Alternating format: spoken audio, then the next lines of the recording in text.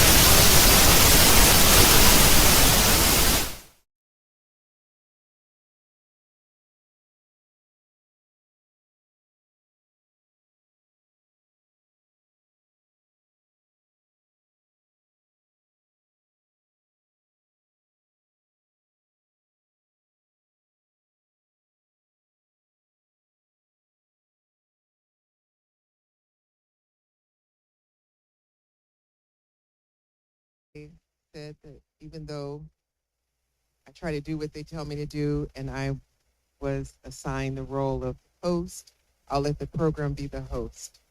So it is with great pride that, okay, she's running, so I'll give her a chance to breathe, even though I try to do what they tell me to do, and I was assigned the role of host. I'll let the program be the host. She just ran across the front of the stage. It is with great pride that, okay, she's running, so I'll give her a chance to breathe. Even Miss Jackson's presentation, I do remember Phyllis.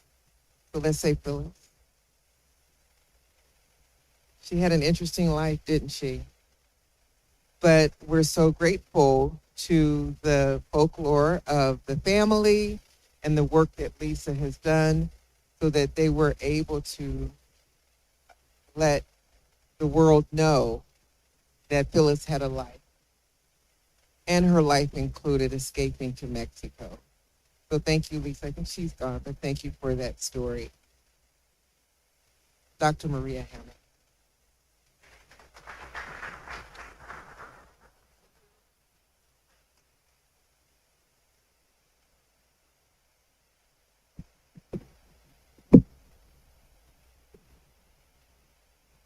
Well, thank you so much.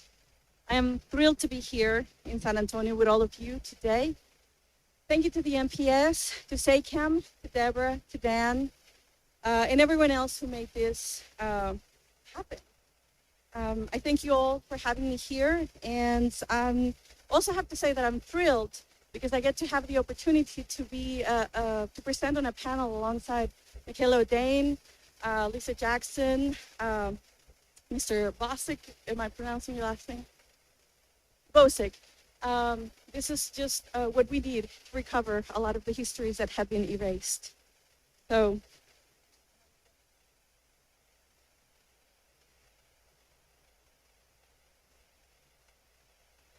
I will break down this presentation in two parts.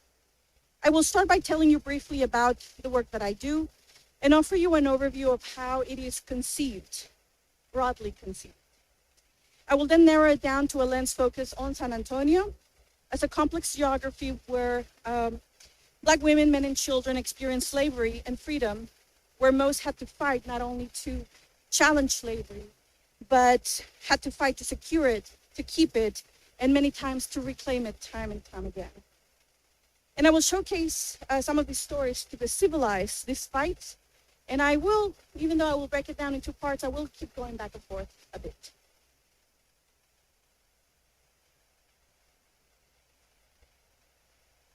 So broadly, I study Black liberation in North America. And the goal of the work that I do is to reconsider the histories of freedom making and freedom claiming.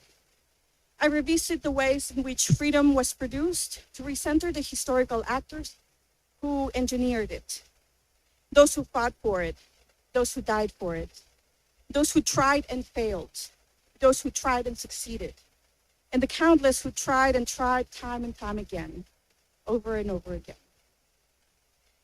And I have three contexts: the US, Mexico, and Canada. And please don't mind this.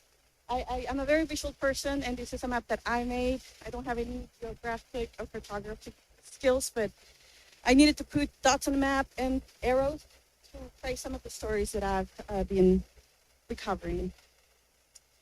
So for the US context, my work highlights the importance of reconsidering the Underground Railroad beyond the scopes of what it represents today, or rather how we have been taught it, or how it has long been represented and understood.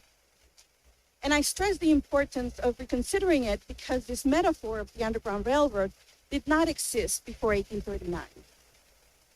And it was in 1839 that the term was first used in a Washington, D.C. newspaper, where an enslaved person was quoted by an enslaver as having said that he, and I'm quoting, that he hoped to escape on a railroad that went underground. Yet it is not clear if who this person was, or if this was merely an anecdotal story, or anecdotal. The movement and pursuit of freedom, however, across transnational and I should say trans-imperial frontiers has deep roots that predate the 1830s, or what we today call the antebellum era. So I seek to illuminate these roots because my goal is to help widen the timeline of these pursuits, and principally, I seek to broaden the geographies and the actors who produce Black liberation in and for North America. And I won't go into a lot of this, but I have to make it smaller. I don't think so. But for Mexico, for instance, or for the Mexico context, my work examines the stories of what I call the second diaspora of Black liberation that shaped early Mexico and its geographies. This is a diaspora, I argue, began in the 18th century. These stories are the stories of liberation of people held enslaved across US spaces, or I should say early on across spaces that were quickly transforming into US spaces. As we know, a lot of the territory wasn't US territory until the mid-19th century, but they were quickly transforming. And these are the stories of liberation of people held enslaved across these spaces. And so I try to retrace their stories and how they left these US geographies and went to other geographies, like in early Mexico, to claim their freedom. And in this context, as a Mexican woman, I have a very personal and vested interest in this history. Not only because I grew up not knowing any of these stories, it is not a story taught in Mexico, but because also I envision that recovering the stories and recentering them will help challenge the racism and anti-Blackness that I know so well remains so prevalent, not only in the United States, but certainly in Mexico, and for that matter, certainly in Canada, it remains like that. And so for the Canadian, now that I mentioned Canada, for the Canadian aspect or context, my work offers an important intervention, and that is that the conceptualization of Canadian freedom and of legal abolition, or who were the abolitionists in that sense, cannot be fully understood without Mexico or Mexicans or Mexican freedom and abolition in the context. I argue that these are histories entwined. These are histories that need bridging. So this work largely seeks to bridge the stories and its actors to the larger processes of liberation we know that shape the continent writ large. And so, I wanted to share this timeline. Again, it is, I'm not, a professional timeline maker, but I wanted to share it because it's also a visual timeline highlighting important anti-slavery legislation and decrees issued in Mexico that set precedents for freedom. This is certainly not a comprehensive timeline, but gives you a glimpse of the precedents that propelled the knowledge and the ideas about freedom in Mexico. Knowledge and ideas that reach people enslaved across the US or US spaces, or spaces quickly transforming into the US where people were held enslaved. So people started knowing and understanding that in Mexican geographies, freedom could potentially be claimed, and very early on, as early as the 18th century. And you can discern the long-drawn, yet consistent process of abolition that brewed and shaped Mexico through this timeline. And I repeat, it was a long-drawn process, and it was certainly a process. And although these were not the only precedents that shaped freedom for Mexico, the importance of acknowledging this not only allows us to better understand and interrogate what Mexican freedom was, what it looked like, how it materialized, at the very many levels that it did, but also allows us to interrogate who the actors who were empowering them were. The liberation and abolition initiatives were procured in Mexican spaces or in early Mexican spaces, especially as independence from Spanish control was sought and fought for by people in Mexico. And Dr. Ordain alluded to that and talked about that. So I'm not going to go into that movement. But Mexico's independence from Spain was a process that took 10 years. And throughout this process, many of the factions and leaders who came to power in the name of independence were very intentional about the abolition of slavery in Mexico. And freedom was at the forefront for all Mexicans, Black, Indigenous, and Mestizo alike. And the reason that it was at the forefront was because it was only logical for people who fought to see Mexico free from Spanish colonization to want to abolish slavery. And you may ask, why would it be, logical for them?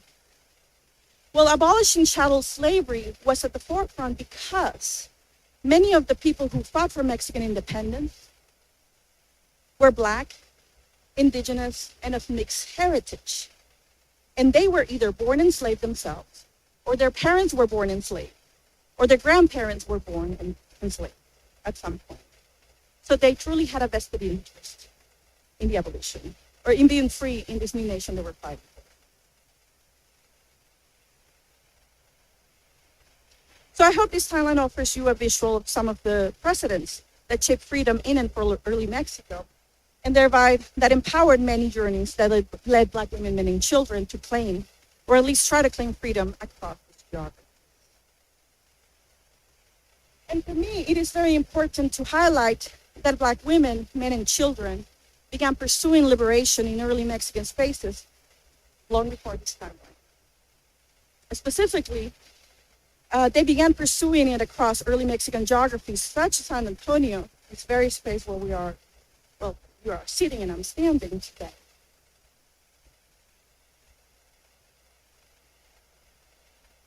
And what I have learned by doing the work that I've been doing is that Black women were at the forefront of this journey southward, just as much as Black men were.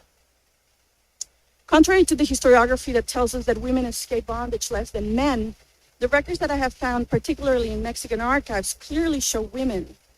And what I have learned is that when you find women, you find the children, you find the men, you find the families. And as Jennifer Morgan argues, and I'll put her quote right here, but I don't see it, so I'll read it. She says that finding women in history requires a reading that privileges utterances that meant to be small and insignificant. A reading that rejects the notion that women were passive or unconscious observers of men's radical resistance. And so let me tell you a story of how I came to this work. As some of us, or many of us, I came to this country as an immigrant, and I ended up in North Carolina. I was undocumented for a while, but once I was able to secure my papers, because I got married to an American citizen, the first thing I wanted to do is go to college. So I enrolled in East Carolina University. I was living in a small town called Greenville, North Carolina. And so I enrolled at university, but I was also working full-time at this time. So the only classes that were available for me to take were those that you could take from 6:30 to 9:30, so the late classes. And one of those was a required course, and I took it, and it was the history of the Old South. And again, this was a phenomenal class, not only for the content that I learned, because I felt that when I sat in that class the first day, I really didn't know anything about anything.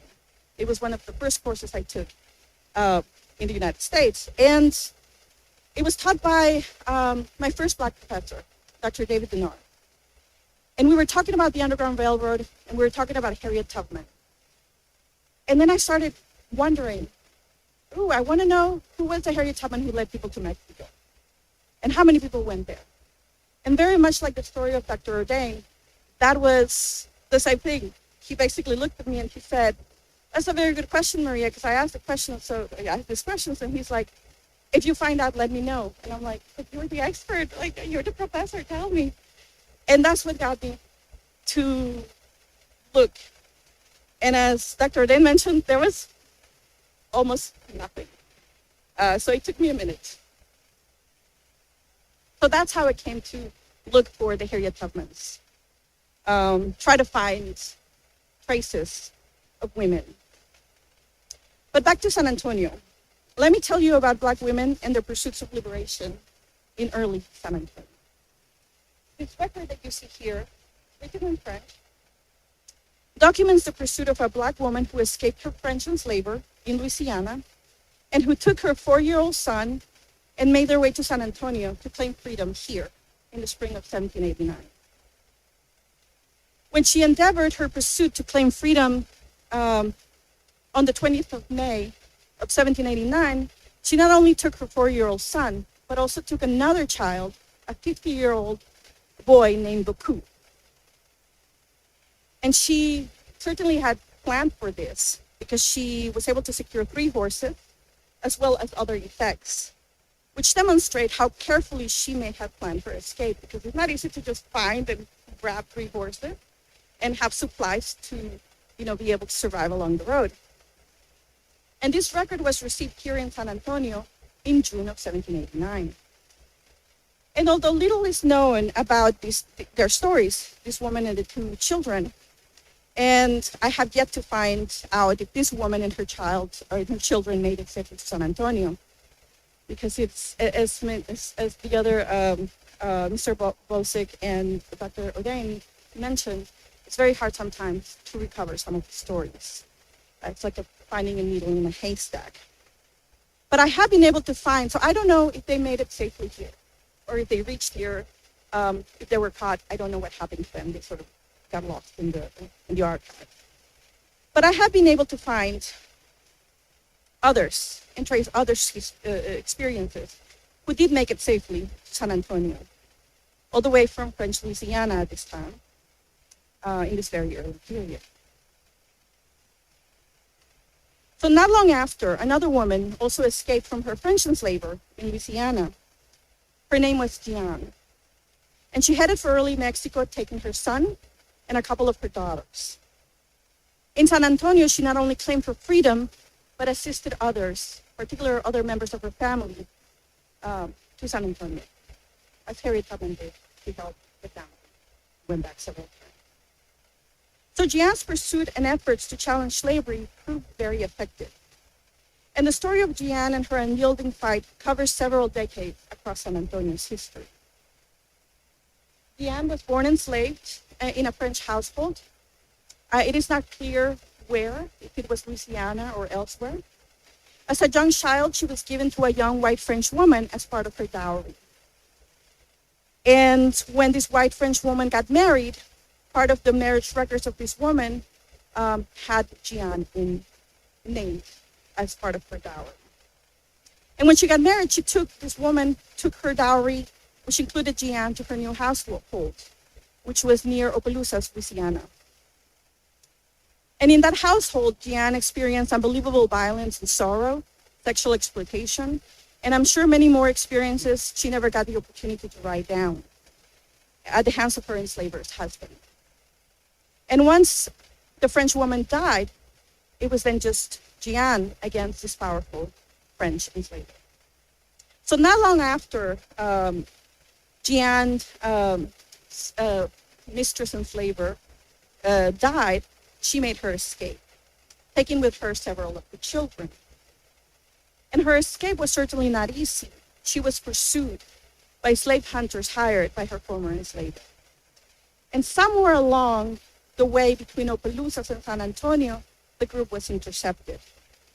I do not know what happened to the other children, to the daughters, which were about teenage years. But they sort of disappeared from the record. They appear elsewhere, but they don't appear in San Antonio. So I'm not really sure if they actually made it to San Antonio or what happened. I think they did not. I think they stayed. I think they may have made it to Nacogdoches, but I'm not certain of that. But one child is in the records in San Antonio, and that is her son. And we learned that, he unfortunately was captured and returned to her former enslaver. So she made it to San Antonio, but her children did not, or her son did not. And while there is much that was not left in the records do document that she did make it to San Antonio, and that by 1793, she was living here, and that she was free after petitioning for her freedom to the provincial governor of Texas, which at the time, it may have been Rafael Martinez Pacheco, it could have been Manuel Muñoz, but she sent several petitions. And Diane's fight did not only entail the fight for her freedom, she was also fighting for the freedom of her child, the freedom of some of the other family members, and she was actively writing. She knew how to write, writing letters, writing notices, sending memos in however way she could. And she fought for well over a decade to secure the freedom of her son, the one that was returned to her former enslaver when she tried to escape. Eventually, she was able to help secure his freedom, and it is, I found that in the Beja archives in 1808, she was able, she was not just secure the freedom in the sense like she was able to get her former enslaver to grant freedom to her child. No, she was granted the ability to purchase his freedom. So she didn't get it for free, or she had to pay for the freedom of her own son.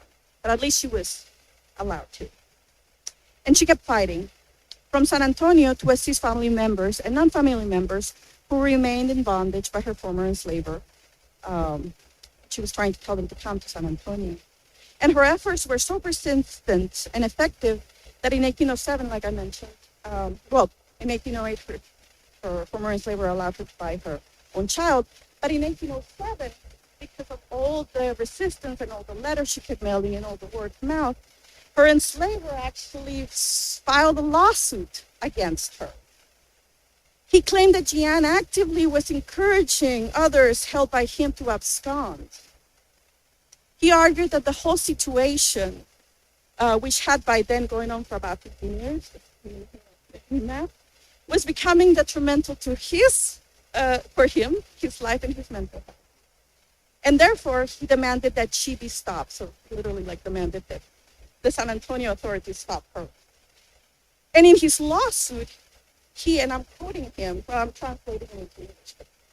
So he said, suplico a usted me auxilie contra sus insultos, especialmente contra los de su madre bien Jeanne, que es quien me los pervierte por palabra y por escrito. And basically he's saying, he's begging to be assisted against her insults, because apparently she's insulting him all the time. Those he received from Jeanne's son as well, the one he still held enslaved, and those he constantly received from Jeanne herself, arguing that by word of mouth and in writing, arguing that she was the one who perverted all of his slaves and encouraged them to flee to San Antonio.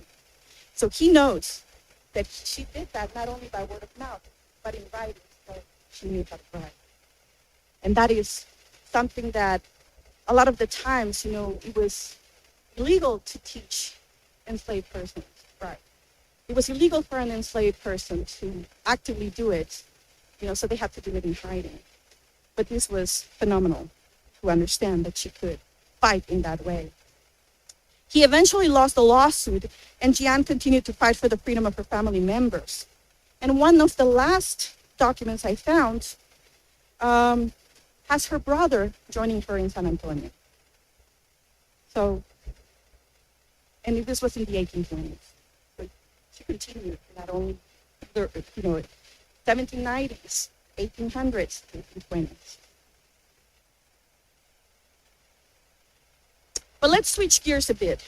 Before I dig into San Antonio fully, I do want to talk about a key aspect that I have documented and in many ways interrogated through my work. And I think a lot of us today, the panelists, have been interrogating this in many ways. And this aspect is twofold. One, how did the journeys to freedom to Mexico materialize? And the second is, who led these journeys to Mexican spaces? Who was or were part of these networks? And what I have found has been both enlightening, but certainly not surprising. And I'm sure you'll agree with me. The networks of assistance I have documented are quite diverse. A pool of individuals and groups did a lot of the helping, or some of the helping, I should say. Mexican people were certainly known to assist, both within the US and in Mexico. Sometimes Mexicans served as guides to help people across the river or across the Gulf or in other spaces where they reached Mexican soil. At other times, local Mexicans offered assistance in the form of providing food or raising money for people who arrived on Mexican soil, often arrived with nothing but what they were wearing. Like, as we see here, this document showcases that in the 1850s, when a group of individuals arrived in Coahuila, the townspeople gathered 246 pesos to help them and giving them the money so that they could continue their journey because they did not want to stay in the borderland at that time. Indigenous people were also known to participate in the helping of Black people to reach freedom in Mexico. Some individuals and groups who seek to reach Mexico often had to broker networks with indigenous groups. In the 1830s, there were some networks that you see in the comancherias, where if they could, Black women and children, if not necessarily get assistance to get to Mexico, at least they were allowed to pass through indigenous or comancheria territory, right? So they weren't prevented, they just allowed through. We do know that there were some groups, the Tawalash groups that lived around the Red River, were also known to assist people escaping their U.S. enslavers. Yet it is very important that I acknowledge, having said that Mexicans and indigenous people did helping, very important to acknowledge that both Native people and Mexicans also did a lot to hinder those pursuits. Indigenous slaveholders existed. They would, instead of helping them reach Mexico, they will take them and return them to their former enslavers. And I have found many a Mexican to be in the business of slave hunting.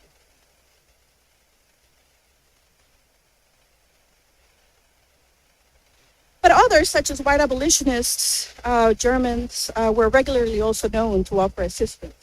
And even when they didn't offer assistance, many of these, individuals were part of these resistance networks. And even when they weren't part, they were still, people attributed these networks to these white abolitionists, as we all know. Yet, it were Black women, men, and children enslaved and free who engineered, or I argue that they engineered, the networks to freedom to Mexican geographies, what could be conceived as underground railroads of sorts. Enslaved and free Black people were leading and very active in their own pursuits, in the claiming and the fighting for freedom at the very many levels that freedom materialized in Mexican spaces. And I said very many levels because I guess I like to say, in the words of Dr. Erica Dunbar, that freedom was fragile. It was fragile in the US, fragile in the US North. It was certainly fragile in Canadian spaces, and that was no different in Mexico. Freedom for Black people was fragile. And while many were, of these individuals in the stories showcase that many were physically endeavoring journeys to Mexico, many others were intellectually forging and facilitating those pathways. For instance, in 1833, the then Mexican Vice President, Valentin Gomez Farias, wrote a letter to a Black abolitionist in Philadelphia, Samuel Webb, and this is what he said. This is the acting president, he was the Vice President of Mexico because Santana was president, but he was never there, as we may all know. So the Farias wrote to Webb and said, if you want to come, Mexico will offer you land for cultivation, plus for houses where you can establish towns, and tools for work under the obligation that you will obey the laws of the country and the authorities already established by the Supreme Government of the Federation. But my question when I came across that document was Mexico being benevolent? It's like, they're standing for freedom, they're standing against the U.S. institution of slavery? Well, not necessarily, it was a sad realization to have. What you see on the screen is actually the initial inquiry sent by Samuel Webb to Mexico, basically asking if Mexico would be a safe haven. He was asking what Mexico was spearheading, what Mexican freedom would look like. And what you see on the screen is that letter. And he basically asked several very important questions from Mexico. His concerns were with the way in which Black Americans would not only claim freedom if they chose to go south. How would people claim freedom? What was the actual process? What did that look like? But he also asked, how would they claim land? It was important. How would they get land? And and but importantly, how they will be received by the government, by other Mexicans. Because he asked in this letter if black immigration to Mexico would be well received by the federal government and by the Mexican people in general. And he asked if people of color would be able to be considered equal to those who are not people of color in Mexico. These are very important questions that he was asking. And he also asked one other question. How long will it take for Black Americans to have the right to attain full citizenship in Mexico? Now this is something very important, because a lot of these queries always have these questions of citizenship. Is citizenship on the table in Mexican soil? And this is a question that I keep encountering through and through, especially during the 1850s, when in the U.S. citizenship is off the table for Black women, men, and children, right? As we know with the Dred Scott case. But in Mexico, it's not off the table. Now, it wasn't easy because, as I found out, the processes to attain citizenship in Mexico was so odd and crazy. It depended on the place, sometimes on the state, sometimes on the location. Sometimes it was just a matter of writing a letter to your alcalde and then forward it to the Mexican president. And then if it reached and then returned, then you got it. Sometimes it was like a specific process. So there was not one way to apply for Mexican citizenship. Sometimes you had to join the military, but there was a variety of ways and nothing was set in stone. So just trying to claim citizenship became, in and of itself, a fight. And not long after this exchange, and a named Black woman from Philadelphia wrote to the Liberator, wrote a sort of like an opinion piece to the Liberator, voicing her support for turning Mexico into a freedom destination. Or at least through that letter, through that opinion piece that she wrote, she was certainly endorsing the country as being that, a freedom destination. And she wrote, and I'm quoting her, "Where is that country to which we may remove and thus become free and equal? I believe that country to be Mexico." Mexico, she argued, was an independent nation where the prospects for Black people were far better, whereas in this country, she said, the United States, we are kept poor and of course cannot aspire to anything more than what we have always been. And some of these documents, this one and this opinion piece, among others that I've encountered, demonstrate that freedom in Mexico was undoubtedly shaped by Black Americans themselves and their active and very intentional pursuits to claim freedom, to claim citizenship, to claim land in Mexican spaces. But also by the intellectual work they endeavored to create the idea that in Mexico you could be free. So now I want to turn to San Antonio to talk about how this was a complex geography. A geography where the fight for freedom was ever more perilous. Sorry, sometimes I can't speak English when I get nervous. A geography where the fight for freedom was very dangerous sometimes because it was an epicenter where slavery and freedom entwined. And this is actually a document of a story that Dr. Ordeno already talked about, Peter and John. But I will tell another story around it. And many crossed this geography aiming for Mexico, and many quickly realized that this was undoubtedly a place where freedom and pursuits of freedom were regularly threatened. Countless, and I could claim thousands, but I don't claim numbers because these numbers are very still hard to tabulate. As Mr. Bosick noted, these were clandestine networks. We don't have the numbers. A lot of the numbers that we have even for Canada are guesses or estimates. So just keep that in mind. But anyway, countless of Black women, men, and children found themselves caught and lodged in the San Antonio jail. For instance, on May 12th and May 19th of 1832, 4 men and 1 child were kidnapped from San Antonio by slave hunters and taken to San Felipe, where they had been previously held enslaved. And please note that at this time in 1832, San Antonio was Mexican soil. And it was not part of the Austin colonies yet. So the Austin colonies were in San Felipe, but San Antonio was not necessarily that colonized. Well, it's a colonized space, certainly, but not the Austin colonies. So the kidnappers were a group of paid vigilantes, slave hunters, led by Henry Brown, who were all residents of the Wheat Colony, which was also not the Ogden Colony, but was another colony established. And the three men kidnapped on May 12th had been living free in San Antonio since late 1829, and thus they explained in their testimony that they had escaped from Choctaw enslavers in Arkansas and had made their way to San Antonio, where they were able to claim their freedom. The other two men, I won't go into detail because you already heard the story of Peter and John. And so this is one of those documents where some of their testimony is transferred or left in the records based on their interviews and what they said.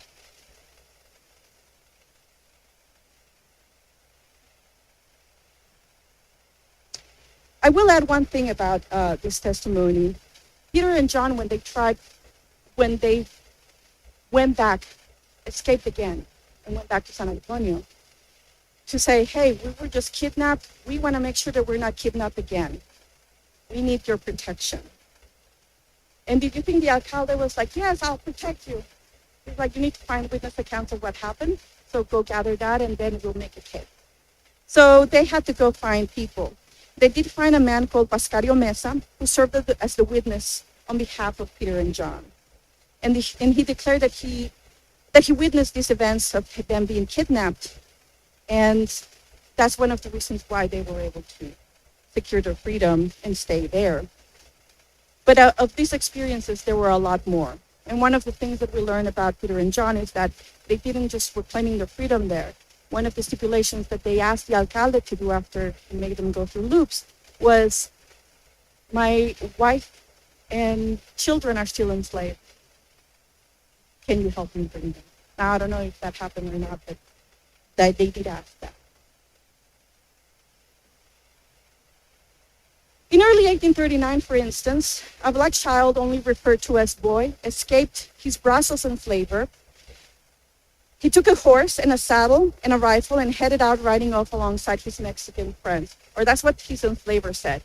He went with his Mexican friends. His enslaver went in hot pursuit of him and sent slave hunters also to scout for his whereabouts. And the boy wanted to be free and was aiming to reach Mexico. Unfortunately, he was caught by a company of rangers led by Jack Hayes. I'm sure we all know who Jack Hayes was, famous Texas Ranger. Hayes arrested him, beat him up, shackled him, and subsequently alerted his former enslaver to come claim him. And the slaveholder did just that. He got on his horse with other friends and went to meet Jack Hayes, where he had the kid. Luckily, the boy somehow managed to escape once again, and this time he did make it across the river to Mexico. And remember that I said that, the enslaver thought that he had escaped with his Mexican friends? Well, that was not actually what happened. That's what his enslaver thought. But in reality, there was only one Mexican man, and he didn't really know him. This Mexican man, by pure luck, had met the young boy as he was trying to escape, and all that the Mexican did was helping off the shackles. That's all the Mexican's role in the story. The students And significant wasn't thing like sure